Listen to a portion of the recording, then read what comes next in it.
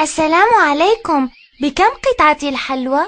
وعليكم السلام، إنها ب5 فقط. تفضلي. شكرا.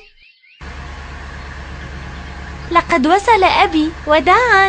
مع السلامة، في أمان الله. توقفوا توقفوا.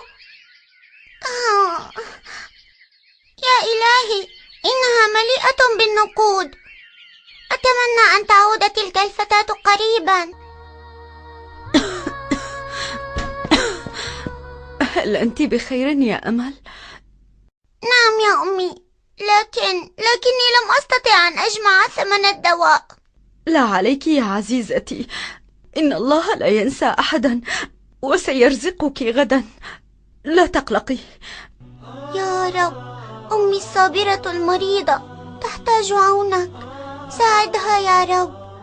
يا رب يا رب، ساعدني وساعد أمي المريضة يا رب يا رب.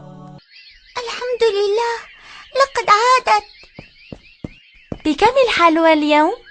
تفضلي أولا، هذه نقودك، لقد سقطت منك بالأمس وأنت تركبين السيارة. الحمد لله، شكرا لك. عفوا، هذا واجبي. أنت فتاة طيبة وصالحة، ما هو اسمك؟ اسمي أمل. أمل بعيد كالألم، أمل يمزقه السأم، حلمي الحياة بلا حزن، ويطيب في قلب الزمن. اسمي أمل.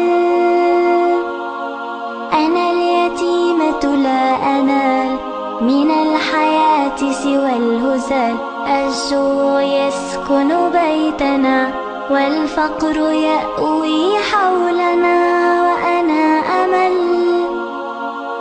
أمي الحبيبة تشتكي من جسمها المتهالك، الداء يسري كالسهام فيها وترتعش العظام، وأنا أمل. أمل بأن ألقى يدا تمتد نحوي كالمدى، تشفي دموع المنهكين من اليتامى البائسين، وأنا أمل.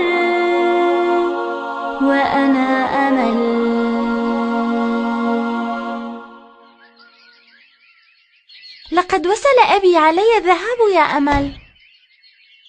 أبي، أريد منك طلبا. تفضلي يا ابنتي. لقد أوقعت بالأمس نقودي بالقرب من هذه الفتاة، اسمها أمل. لقد كانت أمينة وأعادت لي النقود من دون أن تأخذ أجرا لذلك. أمل، ستكونين بعون الله من اليوم كابنتي، وسأوفر لك كل شيء، فلقد علمت بأنك يتيمة وأمك مريضة ولا معيل لكما، وأنا سأتكفل بكل شيء تحتاجانه. حقا؟ أمل، أعيدي هذه النقود للفتاة الصغيرة. لكن أمي، أنت بحاجة للدواء. يا ابنتي، لقد قال رسول الله: من ترك شيئا لله عوضه الله خيرا منه. صدق رسول الله يا أمي، صدق رسول الله يا أمي، صدق رسول الله يا أمي.